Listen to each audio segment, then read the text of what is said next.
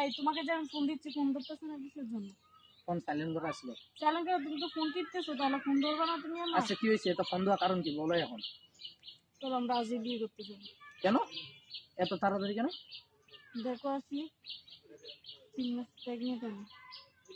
But এত তাড়াতাড়ি 3 মাসে প্রেগনেন্ট হয়ে গেলা তুমি? যখন তুমি থাকছিলে তখন মনে ছিল না? আমার কথা শুনো, পাগলামি বাদ দাও। যদি তুমি প্রেগনেন্ট হয়ে থাকো তো ডাক্তারের কাছে চলো, আমি তোমাকে ডাক্তারের কাছে নিয়ে কেন যাবো। ডাক্তারের কাছে যাবো? তুমি চলো, এখনই চলো, আমি বিয়ে করবো তোমাকে। না আমি তোমাকে বিয়ে করবো না। আমি তো এখন কি করবো?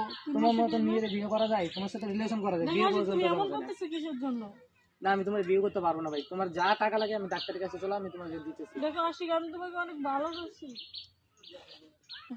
ভালোবাসা এখন আমি 3 মাসের প্রেগনেন্ট ঠিক আছে। আছি। আমার কথা শুনো, তোমার যত টাকা লাগে আমি দিব, তুমি ডাক্তারের কাছে যাই, এটা কিছু করে আসো। তুমি দেখো থাকো তো, আশিক, তোমার কথা আমার ভালো লাগে না, থাকো।